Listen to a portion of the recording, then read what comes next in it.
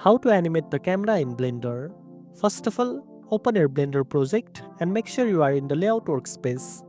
Select the camera from the scene, then position your camera where you want it to start using the transform tools or by locking the camera to view.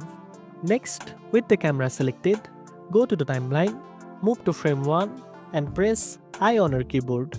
Choose location, rotation or other properties depending on what movement you want to animate. This will insert a keyframe at frame 1. Now, move to another frame like frame 50 or 100 and change the position or angle of the camera. After adjusting, press I again and insert the same type of keyframe. Blender will automatically create a smooth motion between the two frames. You can repeat this process to create more complex camera paths. If you want finer control, switch to the graph editor to edit the motion curves or use the knob sheet for easier timing adjustment. Finally, press spacebar or use the playback controls to preview your animation. You can always go back and adjust your keyframes or motion paths for better result. And that's it. Now you know how to animate the camera in Blender.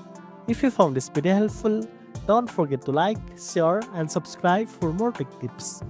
Thanks for watching and I'll see you in the next one.